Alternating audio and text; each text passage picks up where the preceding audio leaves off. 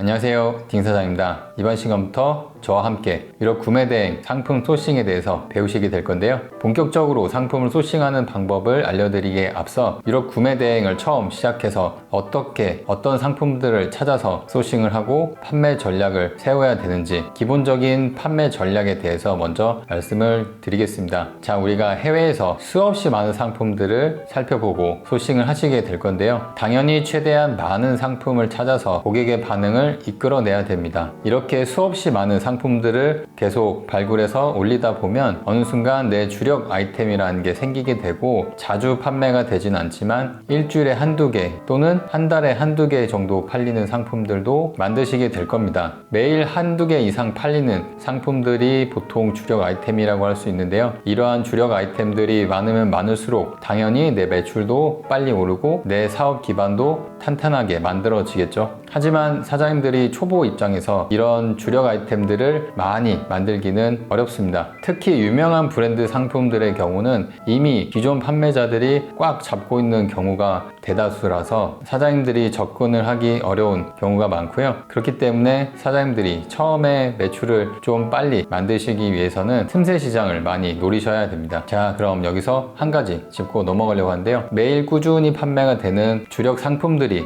무조건 많은 게 좋을까요? 결론을 먼저 말씀드리면 주력 아이템 몇 가지만으로 내 전체 매출의 대부분을 차지하게 되는 건 굉장히 위험한 구매 대행 매출 구조라고 할 수 있습니다. 왜냐하면 주력 아이템의 경우 경쟁자도 그만큼 빨리 달라붙기 때문에 초반에 내가 충분히 이 아이템들을 통해서 많이 남겼다 하더라도 경쟁자들이 붙는 순간부터 매출이 팍팍 떨어지는 것을 경험하시게 될 겁니다. 그렇기 때문에 이러한 주력 아이템에 너무 크게 신경을 쓰면서 다른 추가 상품을 찾는 데 게을러지게 되면 그만큼 이 구매 대행 사업의 생명력도 짧아지게 될 겁니다. 그렇기 때문에 지금부터 제가 말씀드리는 판매 전략을 통해서 상품을 소싱하시면 여러분들의 구매 대행 사업을 조금 더 길게 가져가실 수 있을 거라고 확신합니다. 자, 그럼 화면을 보면서 롱런하는 구매 대행 사업을 위한 판매 전략에 대해 말씀드리겠습니다. 우리가 해외에서 상품을 찾아서 판매를 진행하다 보면 내가 주력으로 판매하는 아이템들이 하나둘 생기게 될 건데요. 그러한 주력 판매 아이템을 내 매출의 60% 정도가 되게끔 먼저 세팅을 해 두고요.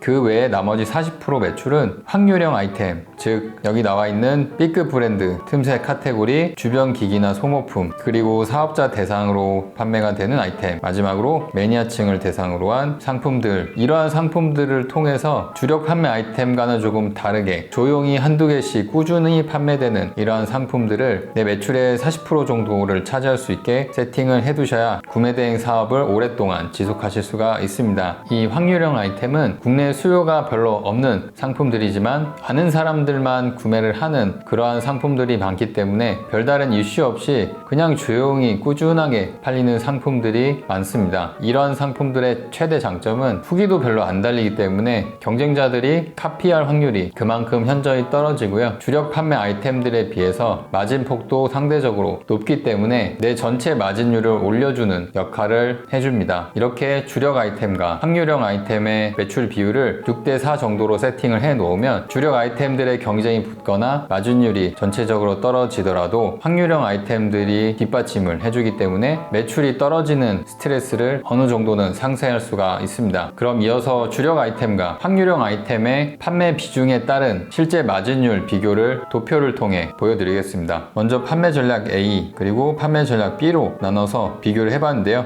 A 전략은 메인 상품 100개 그리고 틈새 상품 50개가 팔린 경우를 예시로 잡았고요. 전략 B는 메인 상품 50개, 틈새 상품 100개가 팔렸다는 가정을 하고 비교를 해보았습니다. 첫 번째 그래프는 판매 전략 A에 대한 실제 마진율인데요. 아무래도 경쟁이 붙어있을 확률이 크기 때문에 개당 마진을 1만원으로 잡았고요. 확률형, 즉 틈새 상품의 경우에는 경쟁이 덜할 확률이 크기 때문에 개당 마진을 3만원으로 잡았습니다. 이렇게 가정을 했을 때 판매 전략 A의 경우에는 총 마진이 200만원으로 계산이 되고요. 판매 전략 B의 경우 전체 마진이 250만원으로 잡히는 걸 확인하실 수가 있죠. 결론적으로 판매 전략 B, 즉 틈새 상품이 많으면 많을수록 같은 판매 개수 대비 마진율이 높아지는 것을 보실 수가 있습니다. 우리가 주력 상품을 만드는 것도 굉장히 중요하다고 할 수 있지만 확률형 상품, 즉 틈새 상품들을 최대한 많이 세팅을 해 두어야 주력 상품 매출에 크게 구애받지 않고 꾸준하게 매출을 유지하실 수가 있습니다. 저 역시도 주력 상품들이 많긴 했지만 계속 주력 상품만 세팅하면서 구매 대행을 지속했다면 10년 넘게 이 사업을 유지하기 어려웠을 거라고 생각합니다. 저는 주력 상품 못지않게 틈새 상품도 굉장히 많이 세팅을 해왔고, 이런 확률형 상품들이 지금 당장에는 별로 유명하지 않을 수 있어도 나중에 갑자기 이슈가 돼서 A급 상품으로 올라오는 경우들도 굉장히 많이 경험을 했습니다. 그만큼 많은 상품을 여러분들이 소싱을 해서 내 쇼핑몰에 올려두어야 저와 같은 경험을 하실 수가 있겠죠. 본격적으로 소싱 얘기를 하기 전에 제가 이러한 판매 전략에 대해서 말씀을 드리는 이유는, 제 강의를 듣고 사업을 하시는 사장님들 중에 간혹 주력 상품에만 너무 집중을 하다가 경쟁이 붙거나 재고를 더 이상 확보하기가 어렵게 돼서 엄청난 매출 하락을 겪으신 사장님들을 여러 명 봐왔습니다. 1주나 2주에 한 개씩 팔리는 상품들이 당장에는 여러분들 매출에 도움이 되지 않을 것 같지만, 이러한 상품들이 10개가 모이고 50개가 모이고 100개가 모이면 웬만한 주력 상품들 매출보다도 더 많은 매출을 만들어내는 걸 경험하실 수 있을 겁니다. 제가 10년 넘게 이 사업을 지속하면서 망하지 않았기 때문에 드리는 말씀이니까 꼭 귀담아 들으시고 판매 전략을 세우시면 좋을 것 같습니다. 자, 그럼 이번 시간은 여기까지고요. 다음 시간부터 본격적으로 시작되는 소싱 파트에서 만나 뵙겠습니다. 감사합니다.